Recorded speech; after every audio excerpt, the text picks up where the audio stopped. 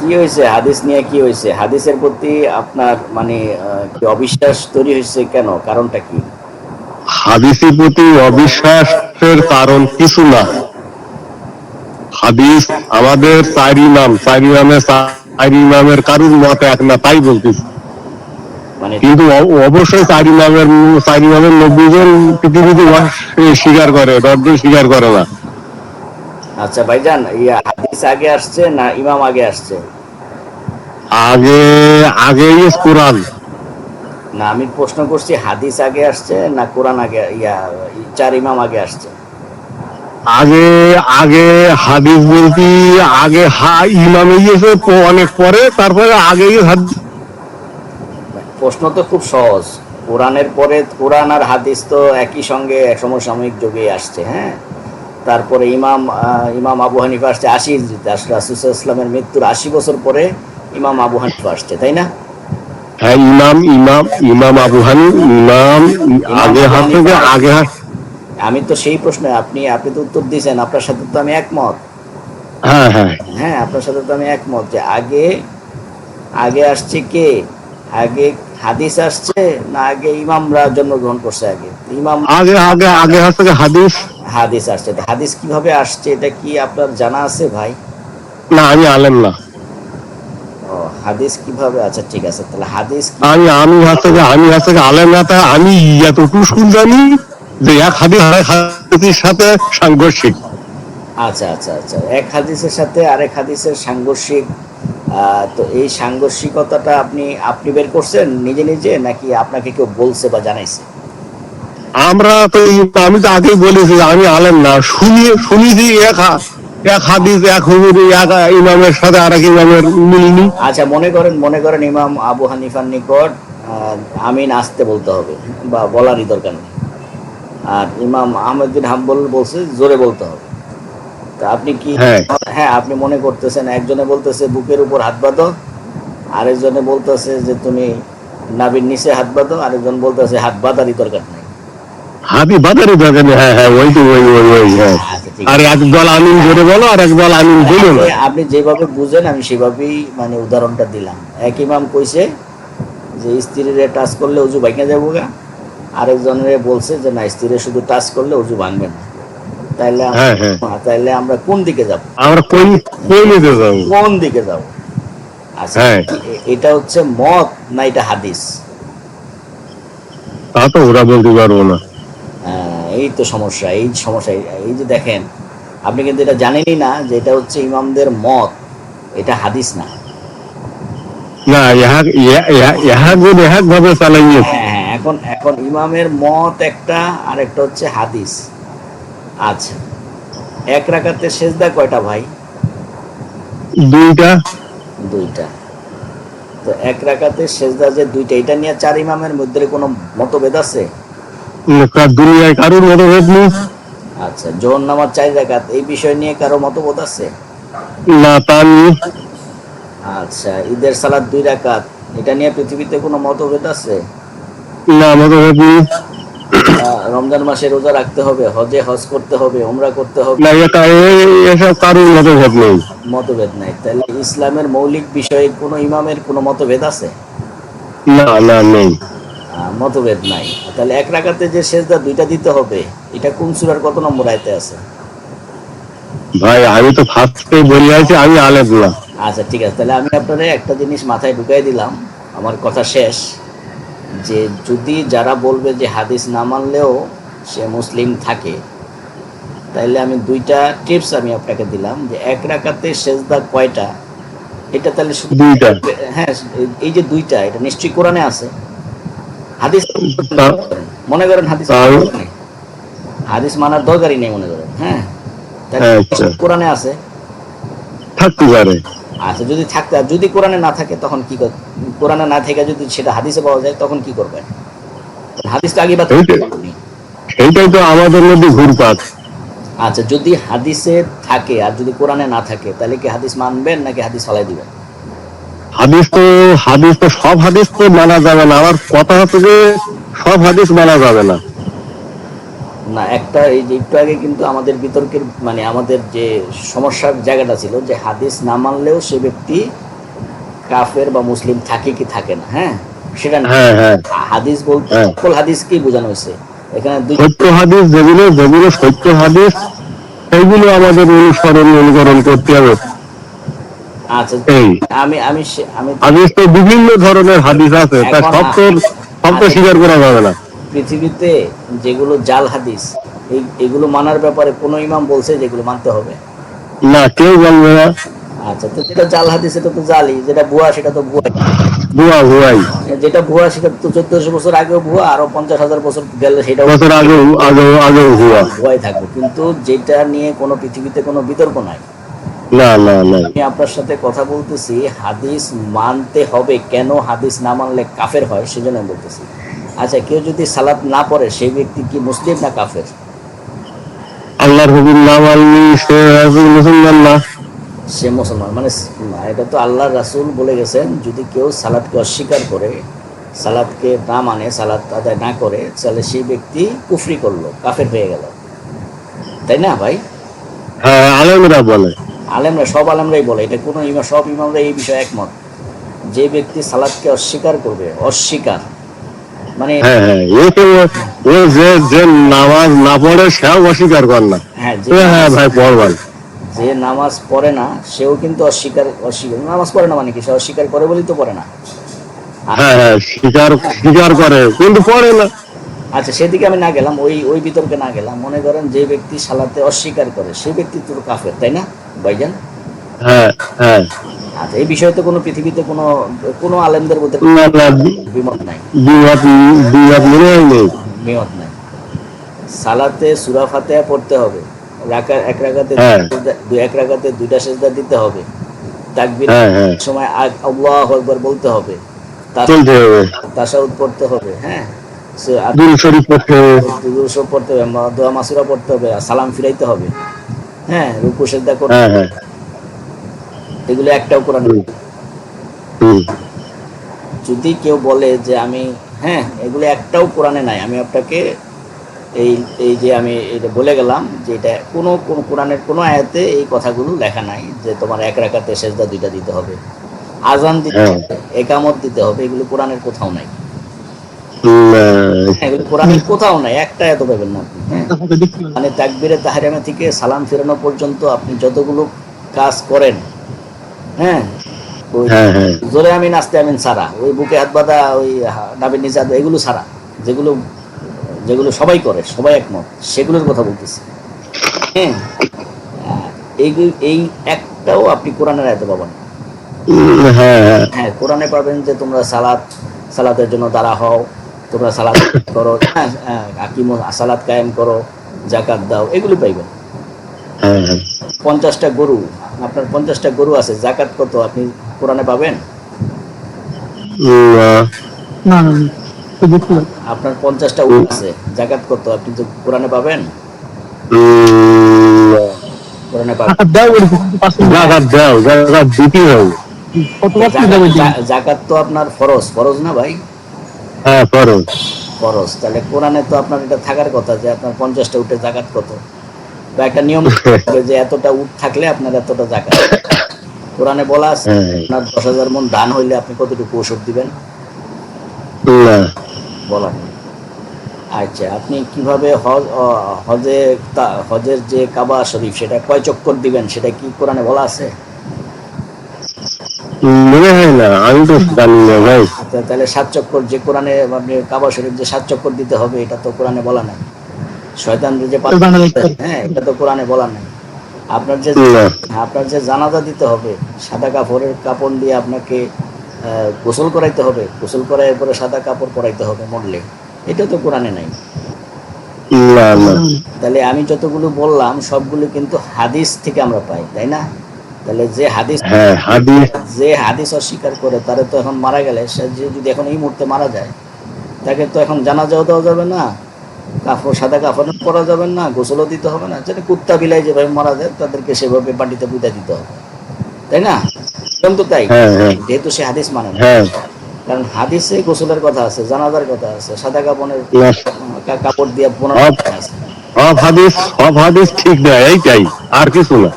আচ্ছা, তার মানে কি আপনার ভিতর এবার আমরা এবার আমরা আমরা আমরা আমরা যখন আলেম না তখন আমরা কি করে বুঝবো যে এই হাদিসটা ঠিক এই হাদিসটা ঠিক না?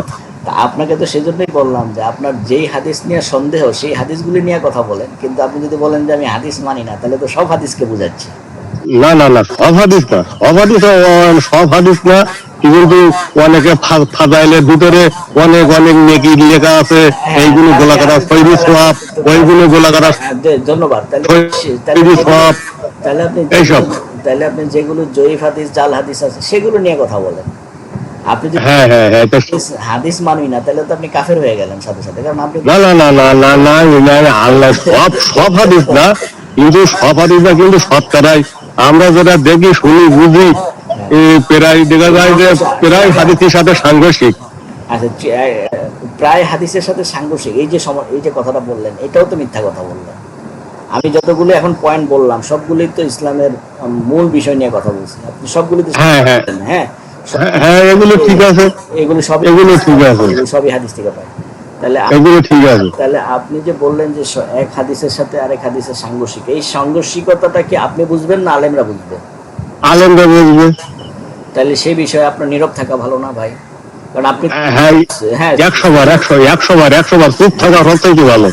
তাহলে যেই হাদিসে সমস্যা বইলে আপনি শুধু শুনছেন, একটা শোনেন, একটা কথা হলো যে আপনি শুনছেন যে অমুক জায়গায় 10টা জিন নাচতেছে, আপনি সবাইরে প্রচার করে দিলেন যে আমি শুনছি অমুক জায়গায় 10টা জিন উলঙ্গ হয়ে নাচতেছে। তাহলে মানুষ মনে করবে, আপনারা পাগলও মনে করতে পারে, আবার কেউ কেউ বিশ্বাসও করতে পারে।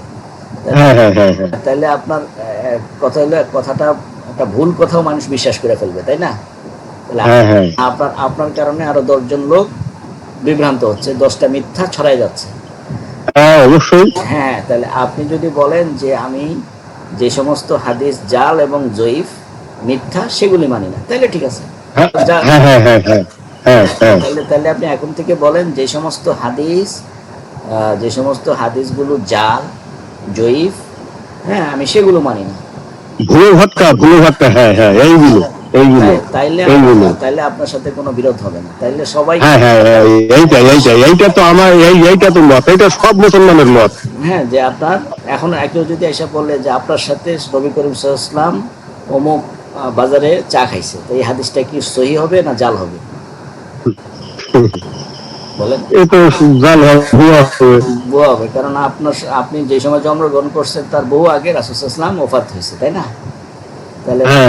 তাহলে আপনাকে কেউ এসে যদি বলে যে আমি রাসূল সাল্লাল্লাহু আলাইহি ওয়াসাল্লামের সঙ্গে বৈশা চা খাইছি ঢাকায়, তাহলে এই রাসূল সাল্লাল্লাহু আলাইহি ওয়াসাল্লামের নাম দিয়ে যে একটা মিথ্যা কথা বললো, এটা যে ভুয়া, তার প্রমাণ সে বলছে যে রাসূল সাল্লাল্লাহু আলাইহি ওয়াসাল্লামের মারা গেছে আরো 1400 বছর আগে, তুই বেটা বলতেছিস তুই চাইতে গেছিস, তুই তো বাটপার, ঠিক না? তাইলে যারা মিথ্যা হাদিস বলে তাদের সঙ্গে আপনার শত্রুতা থাকতে পারে। যারা মিথ্যা হাদিস বলে, মিথ্যা কথা ছড়ায় রাসূলের নামে, তাদেরকে আপনি হ্যাঁ বলেন যে তাদের কথা মানি না, কিন্তু যখন আপনি বলবেন যে আমি হাদিস মানি না, তাইলে কিন্তু হয়ে যাবেন, কারণ আপনি তো নামাজি। অমন ভাবে না যে কথা বলছি, ফাজাইলের ভিতরে বহুত কিছু আছে। হ্যাঁ, তাহলে আপনি সেটা বলেন যে যেগুলো ভুল সেগুলো আমি মানি না, আর ভুল যে শুদ্ধ এটাও তো আপনি যাচাই করতে পারতেছেন না। সবসময় তো যাচাইও করতে পারতেছেন না, কারণ আপনি তো আলেম না, যে এটা ভুল না শুদ্ধ সেটা তো যাচাই করার জন্য একটা আলাদা আরেকজন আলেম লাগে। আপনাকে যদি কেউ কোনো হাদিস বলে, তখন ওই হাদিসটা আপনি আরেকজন আলেমের কাছে দেখাবেন, ভালো আলেমের কাছে যাবেন, সবাই একসঙ্গে তো বলবে না যে এটা ভুল বা শুদ্ধ।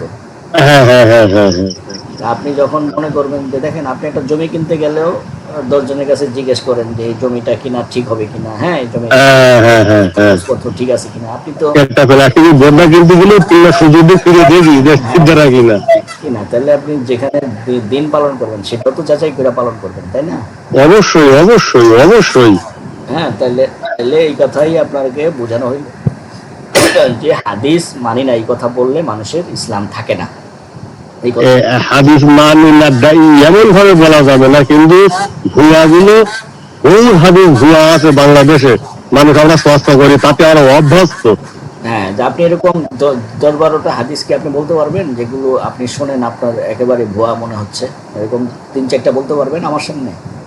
ওই একটা আগের দিন একটা আলেম আমাদের পাবনাখানার ইমাম বলছে আল্লাহ গোস্ত খাইতে ইয়েস করুন কাবে এই মুসান্নবীর আমলে এইরকম ধরনের অনেক আছে। আচ্ছা, যারা এই সমস্ত বলবেন যে হুজুর আপনি আমার রেফারেন্সটা দেন হাদিস। বড় বিষয়ে বড় বিষয়ে 12 বছর পরে বের যাত্রী ডুবিকে উদ্ধার করেছে, এরকম অনেক কিছু আছে অনেক। আচ্ছা, যেগুলো গাল গল্প এগুলো বাদ, যেগুলো যদি আপনার কাছে কখনো মনে হয় যে এই কথাটা সত্য না, তাইলে আপনি বলবেন যে হুজুর আমার একটা ছোট কাগজে হাদিস নাম্বারটা। আমরা বুঝি হাত বললে না পড়ি রফাডাইন করি জোরে আমিন বলি, এতে সংঘর্ষ। মানে জোরে আমিন বলাটা রাফেদান করা এগুলো হাদিসের সাথে সংঘর্ষিক নাকি? হ্যাঁ, মানে যারা বলে হুজুরেরা বলতে তোরা আগে এসব করতিস নি, এখন করিস কেন, আচ্ছা আচ্ছা, মনে করেন দুই প্রকারেরই হাদিস আছে, মনে করেন এইরকম ধরনের বলে। দুই প্রকারেরই হাদিস আছে। তাহলে যিনি আস্তে আমিন বলে সেও তো হাদিস থেকেই বললো, আবার যিনি জোরে বললেন তিনি তো হাদিস, দুই প্রকারের হাদিস থাকলে তো আপনি কিছু বলতে পারবেন না। না না, হ্যাঁ, ওইটাই তো সমস্যা। তো তাহলে ওই ইখতিলাফ তো হাদিসের ভিতরেই আছে। যে ইখতিলাফের আছে, এটা তো ইখতিলাফ না। যদি দুই প্রকারের হাদিস থাকে, মনে করেন আপনাকে বলছে ফল খাইতে, এখন এক জায়গায় আছে আম, আরেক জায়গায় আছে হলো কমলা, তো যার মন চাইছে সে কমলা খাইছে। হ্যাঁ, দুইটাই তো হাদিস, হ্যাঁ ঠিক আছে, দুইটাই তো হাদিস। হইতে পারে যে কোনো একটা হয়তো বেশি শক্তিশালী আর একটা হচ্ছে কম দুর্বল, হ্যাঁ এটা হইতে পারে। হ্যাঁ, কিন্তু হাদিসের উপর আমল করতেছে, তাই না? উনি তো হাদিসের উপর আমল করতেছে। যে আস্তে আমিন বলতেছে করতেছে, এই যে সামান্য ইখতিলাফ, কিন্তু এই ইখতিলাফ তো বড় কোনো ইখতিলাফ না, কারণ দুইটাই হাদিসে আছে। এখানে তো ফরজের কোনো আমিন না বলে মৌলিক, এগুলো তো মৌলিক বিষয় না যে আমিন জোরে বলাটা কি না না মৌলিক না, মৌলিক না। হ্যাঁ, আপনি যদি সারা জীবন মৌলিক না, জীবনে কোনোদিন তারাবি সালাত না পড়েন, জীবনে কোনোদিন যদি হাত না বাঁধেন, তা আপনার নামাজ কি বাতিল হবে না তো? না, আমি 3 বছর পড়িনি তারা। হ্যাঁ, তাহলে এই জন্য তো নামাজ বাতিল হয় না। তো এখন আমি 3 বছর তারা নামাজ পড়িনি। হ্যাঁ, তো এই জন্য তো এই হাদিস অস্বীকার করার কোনো সুযোগ নেই, কারণ হাদিস দ্বারা ফরজ সালাতের প্রত্যেকটা বিষয় হাদিস দ্বারাই হইতেছে। আপনার না না, সব হাদিস না, সব হাদিস না।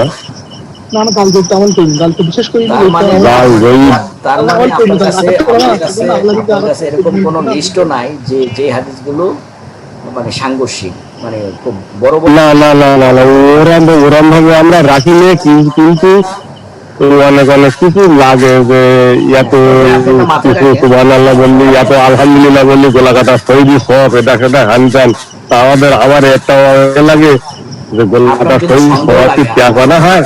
শোনেন, আপনার যদি কোনো হাদিসে সন্দেহ লাগে তাহলে আপনি বলবেন যে ভাই এই হাদিসটা কোথায় আছে আমি একটু জানবো, শেষ। একটা আলেমদের কাছে যাবেন, আপনার আশেপাশে আপনার অনেক সময় অনেক প্রশ্ন করি আলেমদের সাথে, কিন্তু তারা বলে না, বলে আমার ওস্তাদের কাছে শুনি।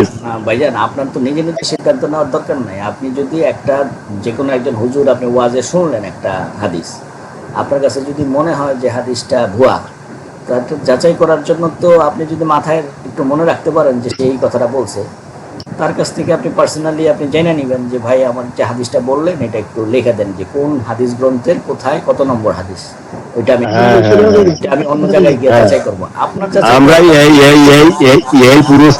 এই প্রশ্ন আলেমদের কাছে করি, কিন্তু আলেমরা চুপ থেকে। আপনার মনে করেন যদি 10 জন আলেমের কাছে যান, 10 জন আলেম ভুল বলবে না, থাকলে আশপাশের লোক বলে কি ওদের সাথে তর্ক করা যাবে না। হ্যাঁ হ্যাঁ, ঠিক আছে, আমাদের এই বাবুবাদা আলে হাদিস আহলে কোরআন বলে গালি দেয়। আচ্ছা বলুক, সমস্যা নাই, কিন্তু আপনি তো যাচাই করে সত্যটা জানতে পারবেন কে কি বললো। না, আপনার যাচাই করার দরকার, আপনি যাচাই করছেন, তাই না? শেষ কাহিনী। হ্যাঁ হ্যাঁ, এইটাই আর কিছু না। তাইলে এখন থেকে জি ভাই,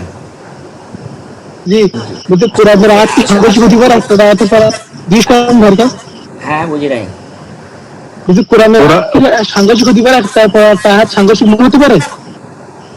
আমি আপনার বলি, যদি হাদিস না মানেন তাহলে সাংঘর্ষিকতা আছে।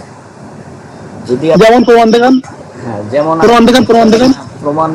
প্রমাণ দিব যে সূরা বাকারার ৬২ নম্বর আয়াতে বলছে যে কত কত সূরা বাকারার 62, 162 শুধু 62? শুধু 62।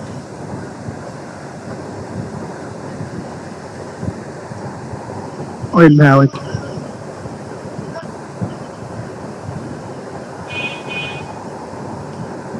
আচ্ছা পড়বো করেন। ভাই, পড়ো তো এই বাংলা 72 বাংলা। আচ্ছা নিশ্চয়ই মুসলিম, ইহুদি, খ্রিস্টান এবং সাবিয়ীন সম্প্রদায় এদের মধ্যে যারা আল্লাহর প্রতি ও কিয়ামতের প্রতি বিশ্বাস রাখে এবং ভালো কাজ করে তাদের জন্য তাদের রবের নিকট পুরস্কার রয়েছে, তাদের কোনো প্রকার ভয় নেই এবং তারা চিন্তিত হবে না। মানে এখানে বলা হচ্ছে ইহুদি খ্রিস্টানদের কোনো ভয় নেই, যারা রবের প্রতি বিশ্বাস রাখে। আচ্ছা আচ্ছা, ভালো কাজ করে এবং যদি ঈমান আনে এবং সৎকর্ম করে, তাহলে খ্রিস্টান এবং সাবির সম্প্রদায়ের কোনো ভয় নাই, তাদের জন্য মানে এটা আল্লাহর পক্ষ থেকে পুরস্কার আছে, তাই না? এটাই তো বলতেছে, তাই না? জি, ইহুদি খ্রিস্টানদের ভয় না বলছে এখানে। হ্যাঁ, ভয় নাই, কোনো সমস্যা নাই যদি তারা মানে সৎ কাজ করে ঈমান আনে। এবার আপনি চলে যান সূরা ইমরানের 19। জি জি, ইমরানের 19-এ যান। সূরা আল ইমরান 19 হুম, 19 19।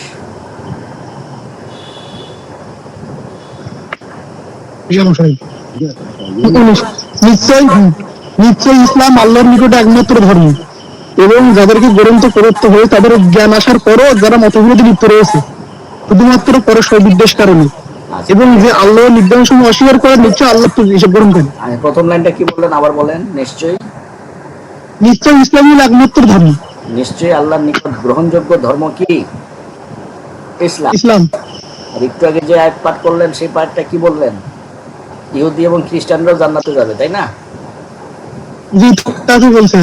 হ্যাঁ, এরপরে সূরা এই সূরারই 85-তে যান, 85 নম্বর আয়াতে ইমরানের। সূরা ইমরানের, হ্যাঁ, এই সূরারই সূরা ইমরানের 85।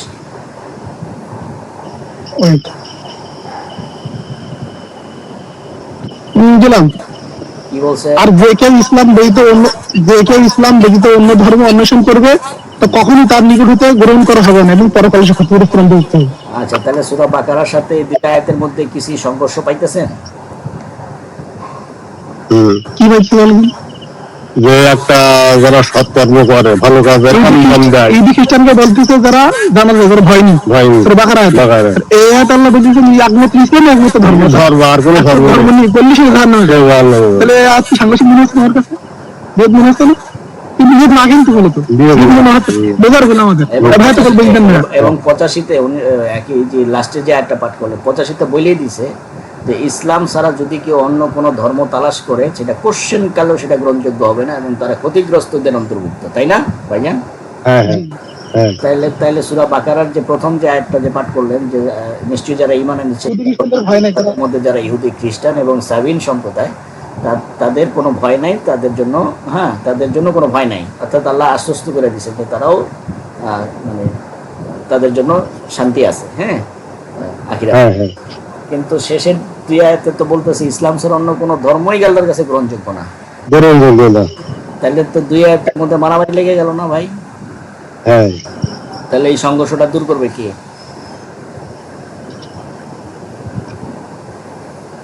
আচ্ছা, আমি একটা উদাহরণ দিই আপনাকে। একটা উদাহরণ দিই। আপনি যদি মনে করেন আজকে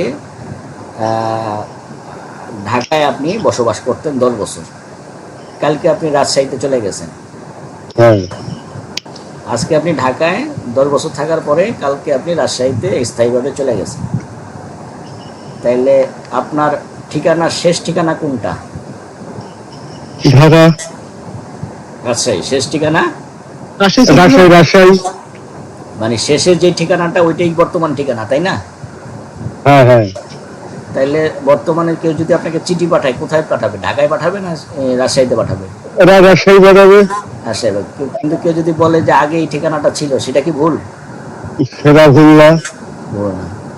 তাইলে এই যে মাঝখানে একজনে বলে দিল যে এই ঠিকানাটা আগে ছিল, বর্তমানে এই ঠিকানাটা হচ্ছে লাস্ট ঠিকানা, আগে লাস্ট ঠিকানা। এই যে তৃতীয় একজন লোকটা সঠিক তথ্যটা আপনাকে দিল, তাইলে তো আর দুইটা ঢাকা আর রাজশাহীর মধ্যে কোনো গ্যাঞ্জাম থাকলো না, থাকলো? আচ্ছা, তাহলে নবী করিম সাল্লাল্লাহু আলাইহি ওয়াসাল্লামের জন্মের আগে একটা গ্যাপ ছিল, ঈসা ইসলাম এবং মুহাম্মদ সাল্লাল্লাহু আলাইহি ওয়াসাল্লামের মধ্যে প্রায় 550 বছরের একটা গ্যাপ ছিল, তাই না? হ্যাঁ হ্যাঁ শুনো। তাদের ওই সময়ে যারা মৃত্যুবরণ করছে তাদের কি হবে, এই প্রশ্নটা করতে পারে না অনেকে, করতে পারে না? হ্যাঁ তো ও তো, হ্যাঁ অবশ্যই অবশ্যই পারে, অবশ্যই। সেজন্য হ্যাঁ পারে। সেজন্য তো এই বাকারার 62 নম্বর আয়াতটা দেওয়া আছে যে ওই সময় ওই আগের ধর্ম অনুযায়ী, এই আসমানি কিতাব অনুযায়ী যারা ঈমান আনছে, সৎকর্ম করছে, তাদের কোনো ভয় নাই। তাহলে দুইটা, হ্যাঁ তাহলে এখন দুইটা আয়াতের মধ্যে কোনো সংঘর্ষ থাকলো ভাই? না। তাইলে এই কোরআন বুঝতে হইলে হাদিসের প্রয়োজন আছে, তাফসিরের প্রয়োজন আছে, ব্যাখ্যার প্রয়োজন আছে, এবং কোরআন যার প্রতি নাজিল হয়েছে তার ব্যাখ্যার প্রয়োজন আছে। আচ্ছা ভাই, সূরা নাহল 16 নম্বর সূরার 44 নম্বর আয়াতটা জান। কত কত? নাহল 16 নম্বর সূরা 44। সূরা নাহল 16 নম্বর সূরা 44, তাই তো?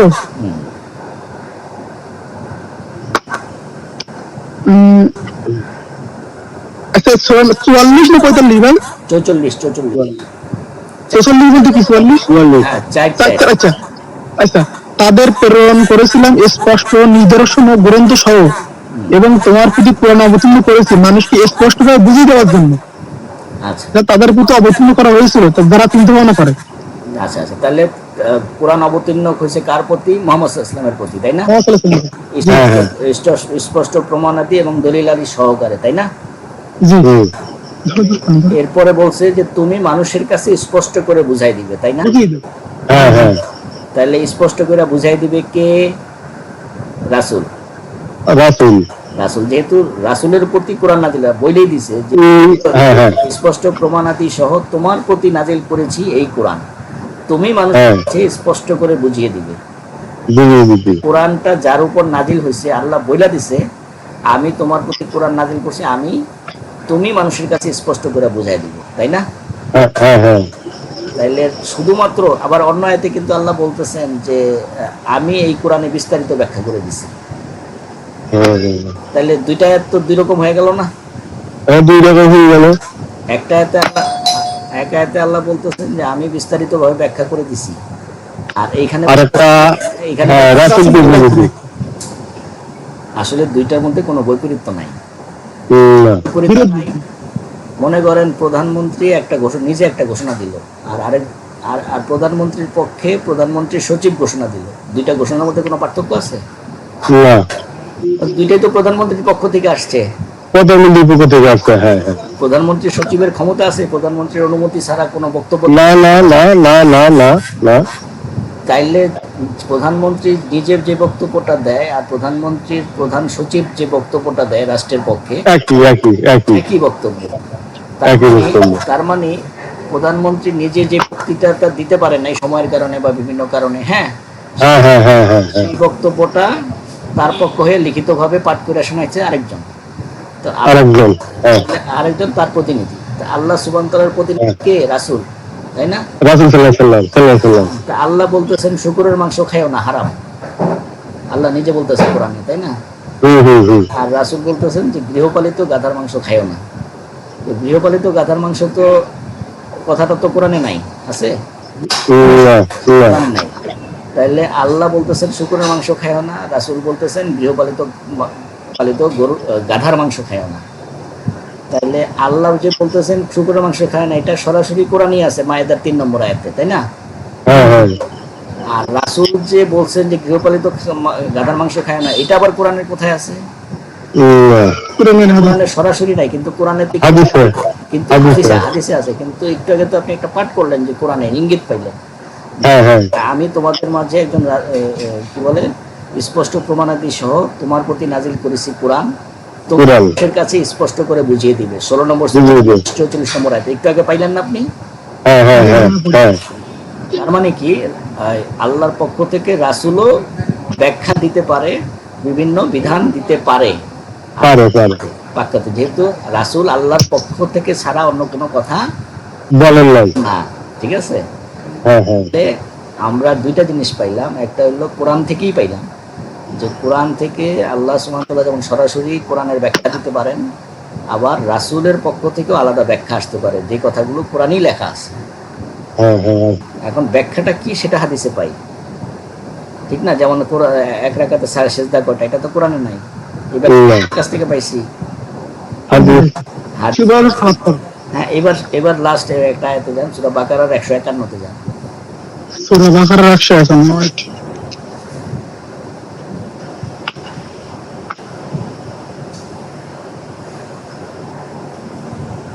হ্যাঁ, সূরা বাকারার কথায়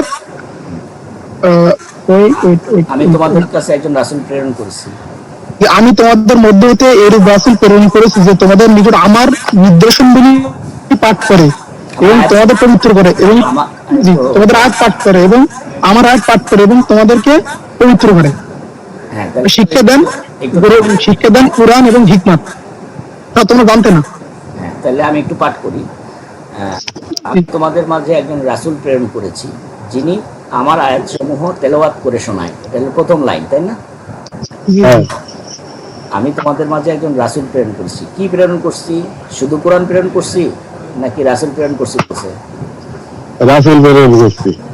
তা আল্লাহ তো কোরআনও প্রেরণ করছেন, কোরআন প্রেরণ করছেন না? তাওরাত প্রেরণ করছেন না? জাবুর প্রেরণ করছেন না? অন্যান্য প্রেরণ করছেন। তাই এই আয়াতে কি বলছে? যে আমি তোমাদের মাঝে একজন রাসূল প্রেরণ করছি, যিনি আমার আয়াতসমূহ তেলাওয়াত করে শোনায়, শোনাবে, আমাদের বুঝাবে। হ্যাঁ, আমাদেরকে আয়াতসমূহ মানে নিদর্শন, আয়াতকে নিদর্শন বলা হয়। হ্যাঁ হ্যাঁ হ্যাঁ। তা আয়াতের উচ্চারণটা কি হবে? আলহামদু হবে না উল হামদু হবে? এই আয়াতটা প্রথম কে শিখাইছে? আল্লাহ শিখাইছে রাসূলের মাধ্যমে। রাসূলের মাধ্যমে। তাহলে কোরআন তেলাওয়াতের যে পদ্ধতি, এটা সর্বপ্রথম আমরা নিজেরা কেউ শিখি নাই। আমি শিখছি আমার হুজুরের কাছ থেকে, সেই হুজুর তার হুজুরের কাছে, সেই হুজুর শিখছে তার হুজুরের কাছে, এইভাবে এইভাবে এই আয়াত পর্যন্ত গেছে, তাই না? হ্যাঁ হ্যাঁ। যাইতে যাইতে এই আয়াত পর্যন্ত গেছে যে রাসূল তোমাদেরকে তেলাওয়াত শিক্ষা দেয়, তাই না? তারপরে বলছে তোমাদেরকে কিতাব ও হিকমা শিক্ষা দেয়। এখানে কোরআন বুঝাইছে, আর হিকমা বলতে রাসূলের সুন্নতকে বুঝাইছে, রাসূলের সুন্নাতকে বুঝাইছে। হ্যাঁ, রাসূল কিভাবে শিক্ষা দিয়েছেন সেটা বুঝাইছে। পরে বলছেন যে এটা বিস্তারিত আপনারা তাফসীরে পাবেন। এরপরে লাস্টের লাইনটা দেখেন, এবং এমন কিছু শিক্ষা দেয় জানতে না। তাহলে যেটা কিতাবে আছে সেটা তো পাইছেনই আপনি, যেটা হাদিসে আছে সেটাও তো পাইছেন। হ্যাঁ, মানে আর যেটা আপনি জানতেন না সেই শিক্ষাটাও রাসূল দেয়। তো যেটা জানতাম না সেটা তো আর কোরআনে নাই, রাসূল আপনাদেরকে সেই শিক্ষাটা দিছে। তো তাহলে এই কোরআনের এই আয়াত থেকেও প্রমাণ হয় যে রাসূলের সুন্নত, রাসূলের হাদিস ছাড়া কোরআন বোঝা সম্ভব না। যদি রাসূলের সুন্নাত ছেড়ে দেন তাহলে কোরআনের এক আয়াতের সাথে আরেক আয়াতের সংঘর্ষ বেজে যাবে, যেটা ঠিক আছে। এক আয়াতে বলছে মদের মধ্যে ভালো জিনিস আছে, মদের মধ্যে ভালো ভালো উপকার আছে। এর পরবর্তীতে আবার আয়াত আসছে যে তোমাদের জন্য মদ জুয়া হারাম। তাহলে দুই রকম আয়াত হয়ে গেল না? তাহলে আপনাকে নাসেক মানসুখ বুঝতে হবে যে কোনটা সর্বশেষ হুকুম। সর্বশেষ হুকুম পূর্বের হুকুমকে রহিত করে। হ্যাঁ, এগুলো বুঝতে হবে। এগুলো না বুঝলে শুধু একা একা কোরআন পড়লে, কোনো আলেম ছাড়া, কোনো বিজ্ঞ আলেম ছাড়া একা একা কোরআন বুঝতে যাওয়া যেরকম বোকামি, হাদিস বুঝতে যাও বোকামি। যেমন আমি আপনাকে একটা উদাহরণ দিয়ে বুঝাইলাম যে আজকে ঢাকা থেকে আপনি বাসা ট্রান্সফার করে রাজশাহীতে গেছেন। অনেক লোক তো জানে যে আপনার বাসা ঢাকা, আপনি জানান নাই। কিন্তু যদি জানতো যে আপনি রাজশাহীতে ট্রান্সফার হয়েছেন, তাহলে তো আর বলতো না যে আপনি ঢাকায় থাকেন। তাহলে আপনার অবস্থা তো এরকম, আপনি তো জানেন না যে এই হুকুমটা মানসুখ হয়েছে, এই হুকুমটা রহিত হয়েছে। এই জন্য আপনি আয়াতের উপর অবিশ্বাস তৈরি হয়েছে, সংঘর্ষ দেখতেছেন। আসলে কোরআনের আয়াতে কোনো সংঘর্ষ নেই, হাদিসেও কোনো সংঘর্ষ নেই। সংঘর্ষ হচ্ছে আমাদের মাথায়, আমাদের বুঝের ক্ষেত্রে সংঘর্ষ। ঠিক আছে ভাই। মাহমুদ ভাই, ভাইয়া, হ্যালো মাহমুদ ভাই। জি ভাই বলেন। হ্যালো, জি ভাই বলছি যে আমরা সকাল সময় ভিডিও দেখতাম। হ্যাঁ, সকাল এইভাবে বুঝাইছি। ওনার সম্পর্কে কিছু বলেন। না, বলবো না, আমি একটু ব্যস্ত আছি, একটু পরে। আমার ভাই, আপনি একটু বলেন, আপনি বলেন, আমার ভাই ব্যস্ত আছে। বলেন আমার ভাই ব্যস্ত আছে। সজল ওরা হচ্ছে মানে ইহুদি খ্রিস্টানদের টাকা নিয়ে ওরা কাজ করে। হ্যাঁ, ওরা শুধু এই অর্ধেকটা বলবে, বাকি অর্ধেকটা বলবে না। হ্যাঁ, এখন মনে করেন কোরআনে আয়াতে আছে যে কাফেরদেরকে যেখানে পাও হত্যা করো। আগের আয়াত বলবেন, আগের আয়াত হচ্ছে নিষিদ্ধ মাস অতিক্রম হইলে। নিষিদ্ধ মাস অতিক্রান্ত হলে, আর নিষিদ্ধ মাস অতিক্রান্ত হলে এটার অর্থ হচ্ছে যুদ্ধক্ষেত্রে যে চুক্তি হয়েছে সে চুক্তি ভঙ্গ করবে। তো যুদ্ধের চুক্তি ভঙ্গ হইলে যুদ্ধ হবে, এটাই তো স্বাভাবিক। তো এই জন্য আগের আয়াত না বলে যদি পরের আয়াত বলেন, তাহলে মানুষ মনে করে ইসলাম ধর্মটা বোধহয় খালি কোবাগবির লেগে এসেছে। হ্যাঁ, তো এই হচ্ছে সমস্যা। এই জন্য সজল রোশন এই সমস্ত ব্যক্তিদের বক্তব্য শোনার আগে আলেমদেরকে বক্তব্য শুনবেন। মনে রাখবেন, ইসলামের জ্ঞান আলেমদের কাছ থেকে দেব, কোনো নন আলেম, যারা আলেম না এরকম কোনো ব্যক্তির কাছ থেকে ভিন্ন মতের কোনো ইসলাম শোনারও দরকার নেই আমার। ঠিক আছে, হুম। এটা মাথায় জি রাখবেন। হ্যাঁ, জি জি জি জি জি, আসসালামু আলাইকুম। ওয়ালাইকুম আসসালাম।